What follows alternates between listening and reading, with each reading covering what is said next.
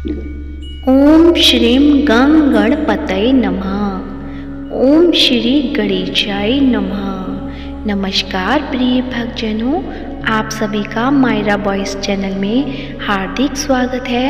आप सभी को माघ मास की कृष्ण पक्ष की संकष्टी चतुर्थी यानी तिल चतुर्थी की हार्दिक शुभकामनाएं। आज की इस वीडियो में हम सुनेंगे संकष्टी चतुर्थी की व्रत कथा।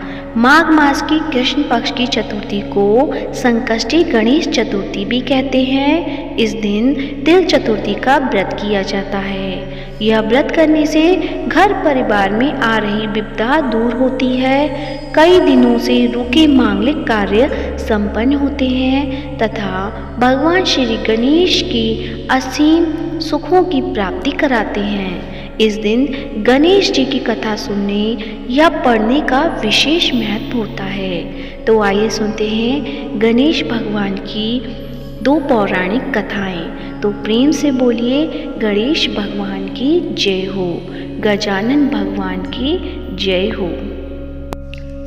एक बार देवता कई विपदाओं में घिरे थे, तब वह मदद मांगने भगवान शिव के पास आए। उस समय शिव के साथ कार्तिकेय तथा गणेश जी भी बैठे थे।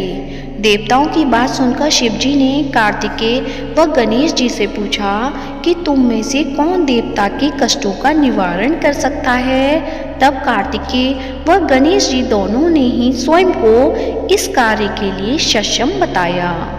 इस पर भगवान शिव ने दोनों की परीक्षा लेते हुए कहा कि तुम दोनों में से जो सबसे पहले पृथ्वी की परिक्रमा करके आएगा वही देवताओं की मदद करने जाएगा।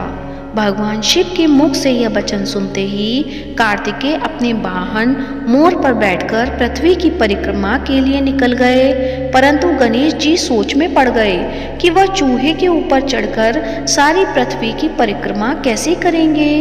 तो इस कार्य में उन्हें बहुत समय लग गया। तभी उन्हें एक उपाय सूझा। गणेश जी अपने स्थान से उठे और अपने माता पिता की 7 बार परिक्रमा करके वापस बैठ गए। परिक्रमा करके लौटने पर कार्तिकेय स्वयं को विजेता बताने लगे। तब शिव जी ने गणेश जी से पृथ्वी की परिक्रमा न करने का कारण पूछा।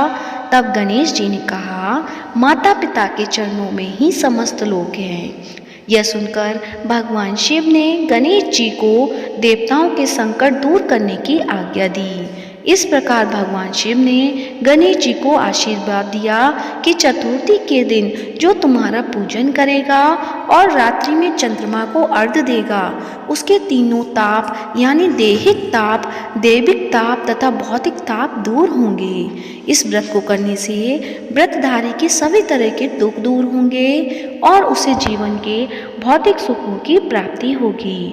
चारों तरफ से मनुष्य की सुख समृद्धि बढ़ेगी, पुत्र पौत्रादिक धन ऐश्वर्य की कमी नहीं रहेगी। तो प्रेम से बोलिए गणेश भगवान की जय हो।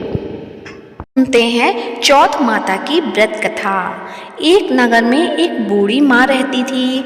वह अपने बेटे की सलामती के लिए 12 महीनों की चौथ का व्रत करती थी।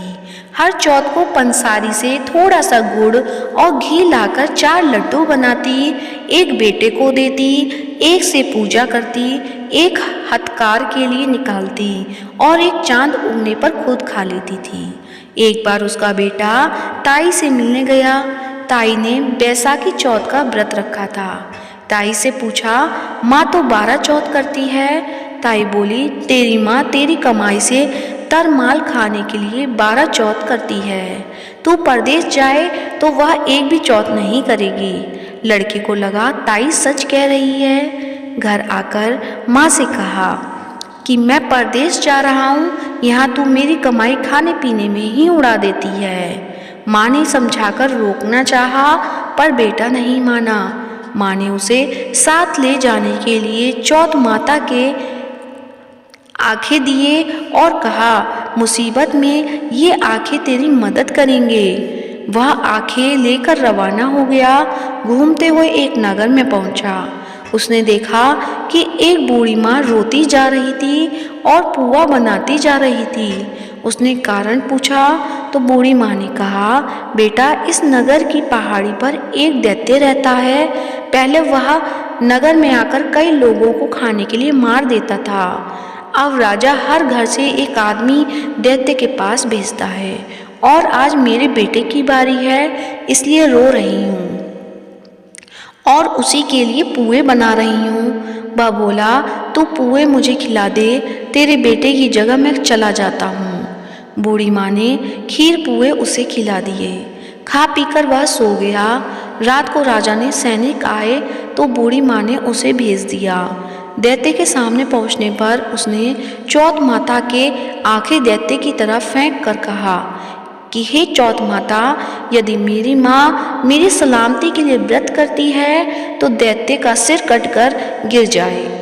तुरंत दैत्य का सिर कट गया। लड़का वापस आ गया। लड़के ने उसे उपहार देकर विदा किया। चलते हुए एक दूसरे राजा के नगर में पहुंचा। इस राज्य में आबा तभी पकता था जब एक इंसान की बलि दी जाती थी। सिपाहियों ने उसे पकड़कर आबे में चुन दिया। लड़के ने आंखें आबे में डाली और कहा कि हे चौथ माता, यदि मेरी माँ मेरे लिए व्रत करती है तो आबा मेरी बलि के लिए बिना ही झट से पक जाए। आबा तुरंत पक गया। आबे में से मिट्टी की जगह सोने चांदी के बर्तन निकले। अंदर से लड़का बोला, बर्तन धीरे धीरे निकालना, मुझे लग नहीं जाए। राजा ने उसे निकलवाया और पूछा कि इस आबे से तुम बच कैसे गए। लड़के ने बताया कि उसकी माँ चौथ माता का व्रत करती है, व्रत के कारण ही वह बच पाया। राजा को विश्वास नहीं हुआ। उसने एक चांदी की सुराही मंगवाई और कहा कि सुराही की नली से निकल कर दिखाओ, तभी मुझे विश्वास होगा।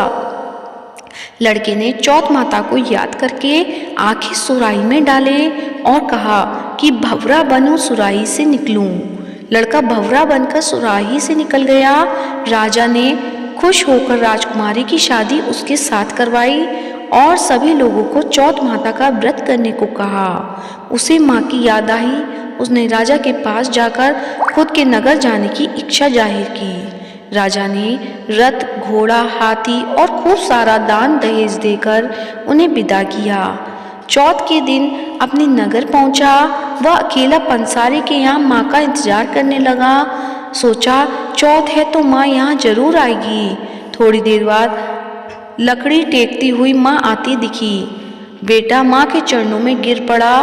कहा, माँ मैं तेरा बेटा हूँ, मुझे माफ कर दो। माँ ने उसे गले लगा लिया। लोग चौथ माता की जय जयकार करने लगे। उस नगर के सभी लोग चौथ माता का व्रत करने लगे। हे चौथ माता, जैसे बूढ़ी माँ और उसके बेटे की सहायता की, वैसे हमारी भी करना। कहानी कहते और सुनते वाले पर कृपा करना।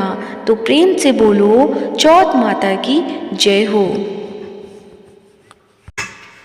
तो प्रिय भक्तजनों, आपको यदि यह कहानी अच्छी लगी है तो वीडियो को लाइक कीजिए, शेयर कीजिए और कमेंट बॉक्स में गणेश भगवान की जय हो, चौथ माता की जय हो अवश्य लिखें। साथ ही मायरा वॉइस चैनल को सब्सक्राइब करें। आप सभी का तिल चौथ यानी सकट चौथ का व्रत सफल रहे और भगवान का आशीर्वाद आप सभी पर सदा बना रहे। धन्यवाद।